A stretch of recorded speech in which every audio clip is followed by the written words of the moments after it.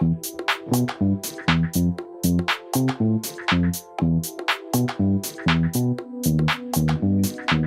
aí, gente, sejam todos muito bem-vindos ao nosso Sinta-se Bem, ainda temporada de verão. Terminou o carnaval, a gente já tá com o pezinho na Páscoa ali, pensando na Páscoa, chocolate. É isso aí, falando em Páscoa, hoje tem receita especial com 2 ingredientes que a maioria do pessoal gosta, ou me arrisco a dizer que todo mundo, café e chocolate. Eu adoro os dois. E mais, tem uma matéria super bacana sobre o lançamento de um livro da Constelação Familiar da Cláudia Fortuna.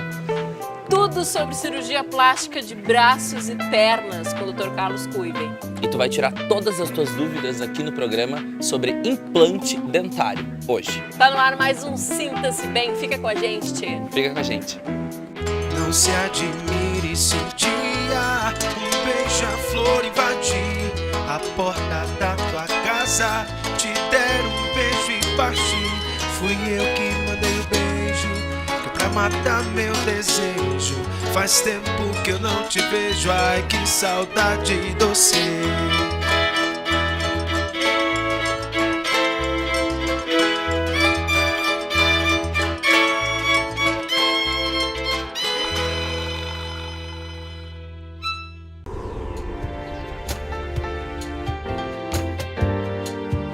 Que tal deixar o teu dia mais doce com uma receita de brownie com café e chocolate?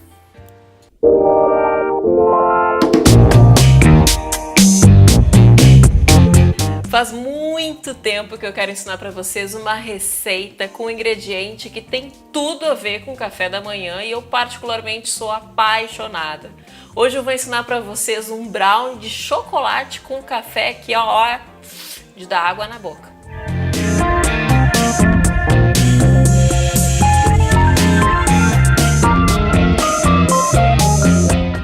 Eu vou começar passando o café, mas um detalhe, tá? Somente 1/4 de xícara de água, porque ele precisa estar bem concentrado. Eu vou colocar 2 colheres de sopa de café em pó e 1/4 de xícara de água quente.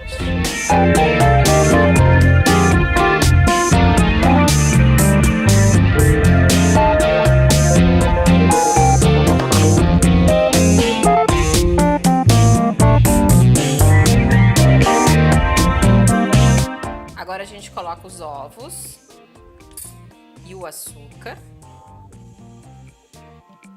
bate um pouco na batedeira.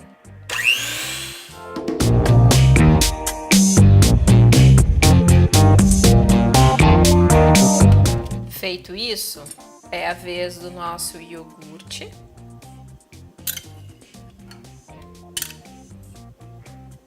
Para não desperdiçar. E o café passado.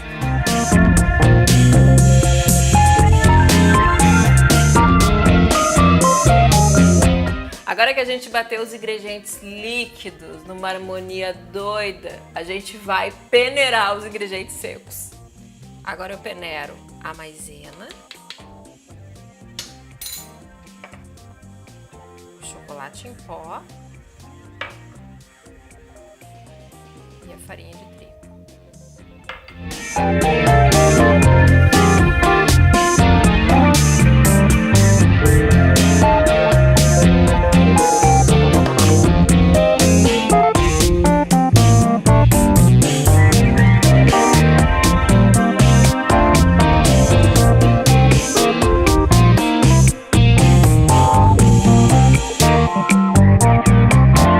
Depois de toda essa harmonia entre os ingredientes secos, líquidos, café, chocolate, iogurte grego, a gente vai colocar no forno a 180 graus durante 30 minutes.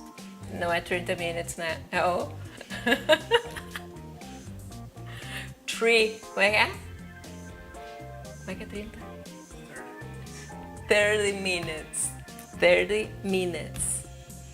Anota aí. Depois de bem misturado, a gente forra uma forma com papel manteiga e coloca a nossa mistura. Que vai no forno pré-aquecido durante meia hora a 180 graus.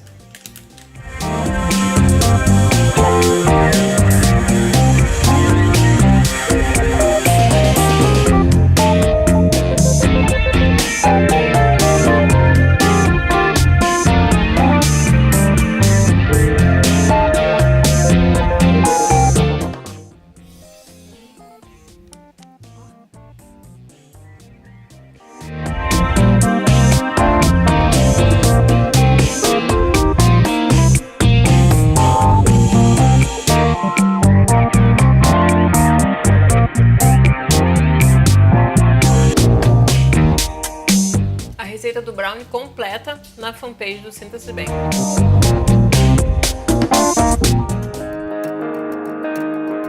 Uma das coisas que a constelação familiar te proporciona é que tu te questiones sobre diversos assuntos da tua vida.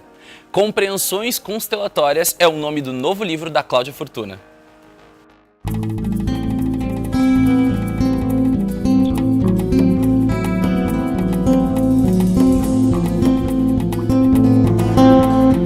Compreensões Constelatórias. Hoje eu tô aqui para bater um papo com a Claudinha Fortuna. Seja bem-vinda ao nosso Sinta-se Bem novamente. Muito obrigada. Adoro estar aqui conversando contigo sempre. E hoje o nosso papo vai ser um pouco diferente, porque a gente sempre traz algum conteúdo sobre constelação familiar, algumas coisas para explicar para vocês como isso se relaciona tão inteiramente com a vida de cada um.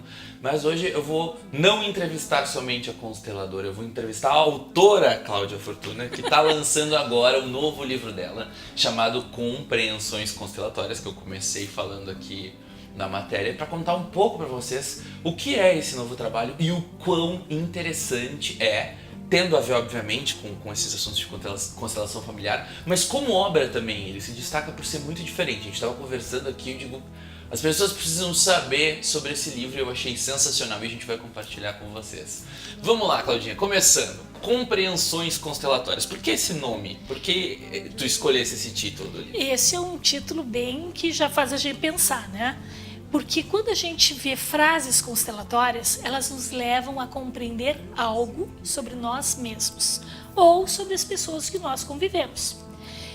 Você deve, ao ler esse livro, também tirar as suas compreensões sobre ele. E ele é um pocketbook da Merak Publisher, que a Aninha, que é uma das editoras, sensacional, uma amiga querida, preciosa, porque amigos são sempre preciosos, mas existem amigos que nos colocam em estado de criatividade e de desafio. E esses são os melhores amigos, né? Porque São eles os fazem a bebés. gente evoluir. Exatamente, e eu sinto isso muito contigo, eu me sinto mais criativa perto de ti. Ai, que bom, A Claudinha obrigado. também, a entrevistadora. Sentindo-se bem, sinta-se bem, né, gente? Exatamente. E esse nome, Sinta-se Bem, já nos deixa no estágio criativo. Porque sentir-se bem é se permitir algo. E esse pocketbook, o que ele tem de especial? Ele é um livro interativo. Ele é um livro interativo, diferente de outras produções que tu já tem, a gente já conversou. Sim. em outras andanças sobre um outro livro que também tu Passo tinha. atrás é sempre um lugar mais distante. Passo atrás é sempre um lugar mais distante, eu acho esse título fantástico, que é um livro de crônicas, né? Sim. E agora tu partiu diretamente para falar sobre esse assunto de constelação, mas não é um livro que as pessoas vão pegar e vão sentar e vão ler, elas vão interagir com esse material. E compreender. Que é o mais importante, né? Exatamente. De que forma isso vai se dar no livro? Bom, o livro, eles são frases constelatórias que nos levam a compreender algo sobre nós ou sobre os outros. E tem um espaço especial para a pessoa fazer o preenchimento do que ela se dá conta ao ler aquela frase, o que aquilo remete para ela. E vai ter também um cantinho para a gente pontuar as frases que mais nos tocaram. Então, aquelas que ganham uma estrelinha, que são aquelas que nos desemaranharam de algo e nos levaram a um novo nível de compreensão. Então, tem várias frases aí que podem servir para diversas ocasiões e é um livro bastante singelo, pequeno, mas de grande conteúdo. Pra dar uma palhinha pra vocês aqui, eu gosto sempre de vir com os exemplos, né? Eu adoro ler essas coisas e conversar com a Claudinha quando ela me conta as histórias. A gente trouxe algumas das frases do livro. Aí eu vou ler rapidamente duas aqui pra vocês entenderem quais os tipos de questionamento que o livro traz e a Claudinha também dá uma explicação do porquê que esse questionamento pode ser transformador pra ti na hora que tu estiver lendo o livro. Eu selecionei alguns a dedo, assim, que eu digo, eu vou usar aqui do meu poder de entrevistador para ela já me explicar algumas coisas que eu achei que tem a ver comigo. Vamos lá. Quem tem baixa autoestima tenta compensar dando em excesso. Aí tu tá lá lendo o livro, tu chega nessa parte, tu vai ler essa frase, tu vai compreender e escrever o que ela significa para ti. Isso aí. É isso. E o que isso significa dentro da constelação para a pessoa? Que a pessoa que tem baixa autoestima, ela compensa dando em excesso. Todos querem pertencer. É uma lei. né? Quando a gente se sente pobre, sem ter o que dar para os outros, sem ter o que ofertar, normalmente a gente tenta compensar. Então, faz comida para os outros, agrada, leva um presente, leva 2 presentes, liga, pergunta, é generoso, convida para almoçar, convida para jantar, está sempre cercado de pessoas e mimando essas pessoas. Será que essas pessoas são só amigas por isso? Ou é pelo teu valor intrínseco? Já me deixou mais confuso do que comecei o nosso papo agora. Tô doido já para que esse livro lance, que eu com certeza o primeiro dia eu vou estar lá e vou já ler ele, já vou interagir. Com certeza. Muito ansioso. E a gente tem um presente para vocês aqui do Sinta-se Bem, que tá ligadinho no nosso programa. Assim que tiver o lançamento do livro, a gente vai colocar lá na nossa fanpage um sorteio do livro da Claudinha para os nossos seguidores. Então, para ti que curte nossa página, acompanha o nosso canal no YouTube, fica ligado lá. E agora já sabe, né? Então fica ligado mais ainda para já quando sair o sorteio já lá participar, que a gente vai estar ofertando um desses livros de compreensões constelatórias para vocês aqui do Sinta-se Bem. Claudinha, muito sucesso, que eu tenho certeza que esse trabalho vai ter muito sucesso, e muito obrigado por compartilhar isso com a gente. E eu só quero falar da minha avó, que é a mãe da minha madrinha, que com 104 anos fez uma cirurgia agora do fêmur, que ela tinha quebrado e caído, né, e não vice-versa, e que ela é uma pessoa tão encantadora, e estar ao lado dela é tão constelatório, porque a sabedoria que tem dentro de 104 anos é algo que nos faz respeitar os antepassados. Então, muito obrigada. Sensacional. Fica ligado no Sinta-se Bem. Vai ter ainda mais Claudinha Fortuna, mais programa, mais constelação familiar, tudo aí pra vocês. Até mais.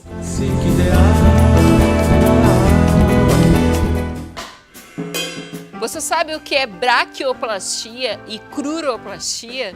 Dr. Carlos Kuiven explica essas duas técnicas.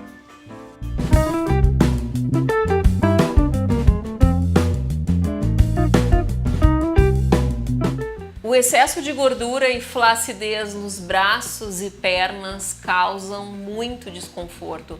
Para falar sobre a cirurgia plástica reparadora desses membros, é com grande prazer que eu recebo aqui no Sinta-se Bem, Dr. Carlos Kuiven. Seja muito bem-vindo. Muito obrigado. Vamos começar pelos braços, né? Essa cirurgia reparadora desse excesso de pele, na verdade, se chama braquioplastia, é isso, né?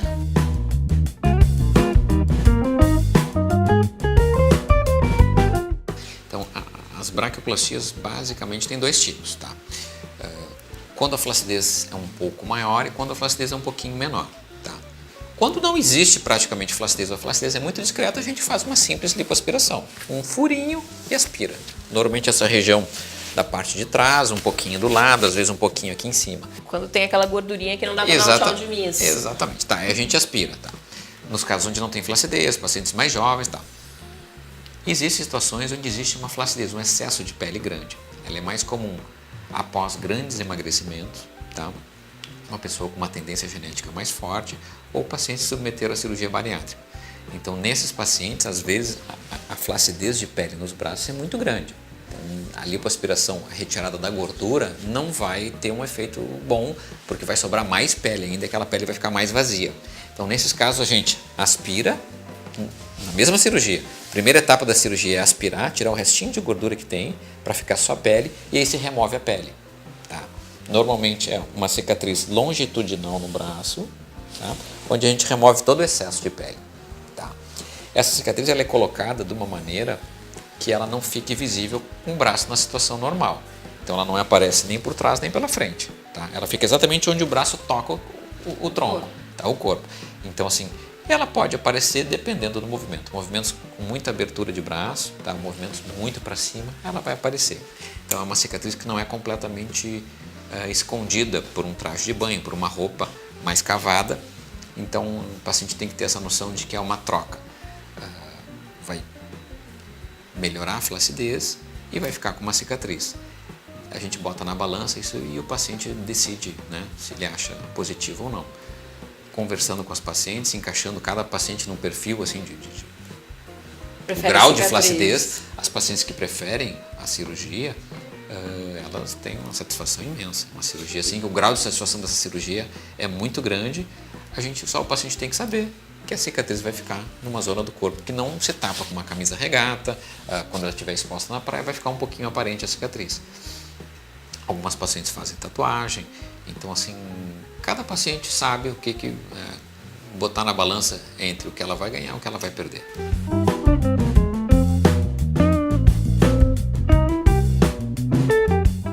É uma situação parecida, só que nas pernas, tá? Paciente que perdeu peso, paciente que fez cirurgia bariátrica, paciente que já fez uma lipo e ficou muito flácido, paciente que tem uma tendência genética, assim, a pele, muita flacidez, muita celulite nas coxas, às vezes tem a parte interna da coxa muito flácida.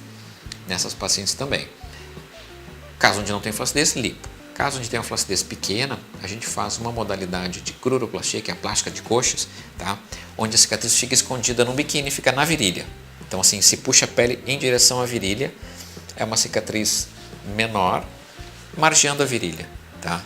Uma cicatriz escondida dentro do biquíni é o tipo de cruroplastia ou de plástica de coxas que mais se realiza. Então, a cicatriz fica escondidinha ali na virilha, tá? Disparado é a que mais se faz. Tem ótimos resultados, porque a flacidez normalmente ela é maior naquela região perto da virilha, tá? Ali onde mais tem flacidez, na parte mais alta da coxa. Tá? Nos casos onde a flacidez ela é em toda a extensão da coxa, aí a gente faz, como no braço, uma cicatriz longitudinal, só que na coxa. Tá? Então ela vai desde a virilha até mais ou menos metade da coxa, às vezes tem que chegar quase até perto do joelho, também a zona onde uma coxa toca na outra. Tá? E a gente tira uma quantidade de pele bem maior. Tá? Então a gente tenta ver que paciente se encaixa melhor em cada cirurgia. A paciente tendo ciência que aquela cicatriz vai ser um pouco mais longa, a satisfação é muito grande. Nos dois casos, o resultado é melhor se esse paciente cuida da alimentação, segue uma dieta aí, de repente para diminuir a quantidade de gordura retirada na lipoaspiração, e se tem algum exercício como a musculação, por exemplo, para fortalecer essa musculatura e diminuir essa flacidez. De preferência, isso é um preparo bom de fazer antes, né? Antes. Tá. Se a paciente resolve fazer depois, algumas pacientes não têm hábitos muito saudáveis, não fazem exercício, mas querem o resultado da plástica. Se faz igual, o resultado é ótimo igual. E algumas pessoas se motivam muito com a cirurgia. Tem paciente que a plástica é o grande motivador de mudança de hábitos. Por incrível que pareça, muitos pacientes elas começam a mudança depois de uma cirurgia plástica. Isso é muito comum. Então, assim, depois, exercício, cuidar da pele, fazer algum tratamento para celulite, alimentação, isso aí ajuda a manter. Porque a coxa é muito sensível na mulher. Muitas mulheres têm facilidade de engordar nas coxas. Então, ela fez uma plástica de coxa, se ela começar a engordar muito, algumas mulheres, quase todo o processo de ganho de peso se dá nas coxas e no bumbum. Então, assim, ela tem que cuidar para não modificar ali a cirurgia que foi feita há pouco tempo. Cada caso é um caso, por isso que é importante que se procure o cirurgião plástico. Muito obrigada pelos esclarecimentos. Eu que agradeço.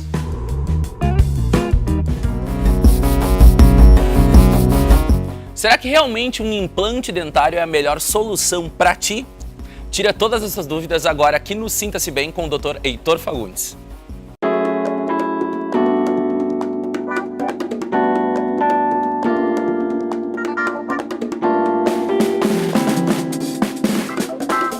E aí, pessoal, mais um papo aqui no Sinta-se Bem de cadeira de dentista. Eu tô aqui com o Heitor Fagundes e hoje a gente vai bater um papo aqui justamente sobre isso, sobre implante, que tanta gente sabe tão pouco e é uma coisa que muitas pessoas acabam procurando um serviço, ficam insatisfeitas ou até não era o que elas pensavam. Enfim, hoje a nossa ideia do nosso bate-papo é tirar essas dúvidas sobre implante aqui no Sinta-se Bem.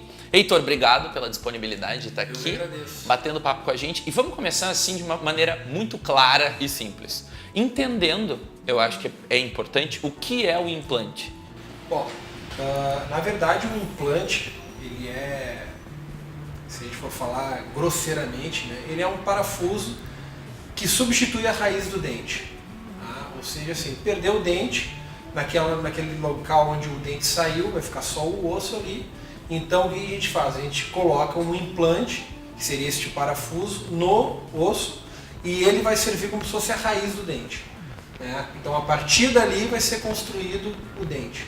Muitas pessoas têm expectativa, né, de que vou colocar um implante, chega aqui no consultório, tem toda essa parte que é muito importante da parte de raiz, mas que não vê em primeira mão o dente, ou não sai com o dente, ou entende que o implante é só o dente, que não tem nada a ver com a raiz. Como funciona esse processo até a pessoa fazer toda essa parte de raiz, né, a parte óssea, que é muito importante para tu ter, eu acredito, que um implante saudável, até ele de fato poder ter o dente dele ali no lugar esteticamente como ele gostaria? Na verdade, as pessoas confundem muito, né? Então a gente recebe muita gente, doutor, eu fiz um implante aqui, aí a gente vai olhar e não é implante, né? É simplesmente uma coroa que foi feita, que se chamava de pivô, né? Que é aquela coroa que é feita em cima da raiz. Tá? Então a gente tem que explicar que aquilo ali não é um implante, né? E botar para mostrar o que é o implante realmente. Né? A partir desse momento a gente vai avaliar caso a caso se há possibilidade da gente colocar um implante e já colocar uma prótese imediata, né? Que normalmente ela não é a definitiva, né? É uma provisória, para que o paciente saia com o dente na boca. Tá? Mas isso aí, caso a caso, a gente vai poder avaliar. E claro que o tempo de espera é o tempo da osseointegração do implante. Então, por exemplo, assim, todo implante que eu colocar, no momento em que eu colocar, eu tenho um período em que ele vai demorar para colar no osso, para grudar no osso. Então a gente tem que respeitar esse período. E em alguns casos a gente já consegue que o paciente saia com um dente, né, que é para ele ficar esteticamente, não ficar feio esteticamente sem aquele dente, né? Então a gente já consegue colocar algum temporário para que depois a gente venha fazer o dente definitivo. Quais são os principais casos indicados para implante? Porque tu comentou ali do pivô, tem o que antigamente também se chamava de ponte, né? Que é entre um dente e outro, do meio falta, faz ali uma coisa. Quais os casos diretamente indicados ao implante e não a outra solução nesse sentido? Na verdade, primeiramente a saúde do paciente. Né? Então a gente tem que avaliar para ver se o paciente está apto para fazer uma cirurgia, para colocar um implante, porque apesar da cirurgia ser normalmente não digo que a maior parte dos casos, mas grande parte dos casos sejam simples, cirurgias simples, a gente precisa avaliar o paciente para ver se ele tem condições de receber.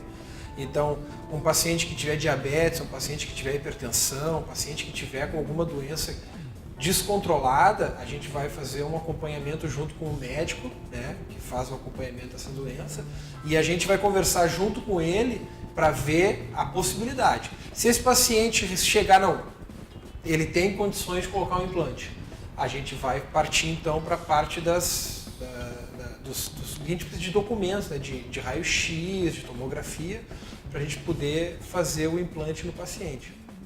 Né?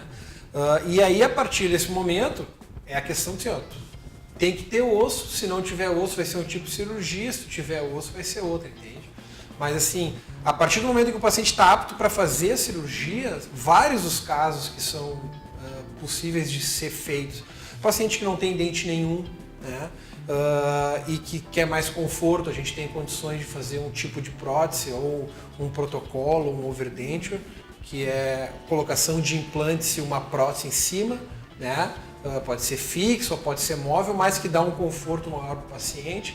Pode ser, que nem tu falou no caso de tu ter um dente faltante, em que antigamente se precisava desgastar os dois dentes de um lado e do outro para poder, hoje em dia o implante te permite que não precise mais fazer isso, né? E até muitas vezes é muito mais em conta tu ter um implante do que tu fazer uma prótese desse tipo, né? Então, muitos casos nem se justificam mais fazer esse tipo de prótese, né? Então, é nesse tipo de caso. Pacientes que nascem com faltas de dente, que têm agenesia dentária, né? Nasceu sem aquele dente. Aí então tu pode usar o implante para repor o dente naquele lugar. Tá? O que acontece? Muitas vezes, isso também é um trabalho que tem que ser feito com o paciente, é que o trabalho de implantodontia é multidisciplinar, como outros trabalhos de prótese também, dentro da odontologia. Né? Então, por exemplo, talvez o paciente vai ter que primeiro colocar um aparelho para reposicionar os dentes, para depois, né, tu ver o que tu vai ter de espaço e aí sim colocar um implante. Então o implante, apesar dele ser uma coisa muito boa, ele talvez, às vezes a gente precisa de alguns passos antes. Então é isso que o paciente tem que ter em mente, que nem sempre vai conseguir, chego no consultório, doutor, põe um implante aqui, bom, vamos ver caso a caso. Então, por esse motivo, é o ideal tu ir no dentista e avaliar, olha, doutor, meu caso é assim, posso fazer, né, tenho condições para fazer, então vamos lá, a partir daí a gente vai planejar o caso a caso. O implante, ele é um auxiliar como qualquer prótese. Talvez arrisco a dizer que seja o que a gente tem de melhor, né? Mas cada caso é um caso. Eu não posso dizer para ti que é a tua melhor solução, entende? Eu vou ter que avaliar contigo, dentre inúmeros fatores, se ele realmente é, entende? Mas que é um grande aliado da odontologia hoje em dia, isso não tem dúvida. E a conclusão do assunto é sempre essa, né, pessoal? Ajuda especializada, procurar um dentista, principalmente um especialista como o Heitor, que é especialista em implante, é sempre essencial, porque não é uma coisa que seja decidida ou somente pelo dentista ou somente pelo paciente, é um conjunto de várias coisas, né, Heitor? Sim. Muito obrigado pela tua presença aqui no Sinta-se Bem, por esclarecer sobre o assunto pra gente. Eu que agradeço. E a gente segue aí com mais Sinta-se Bem, sempre cheio de conteúdo bacana pra você.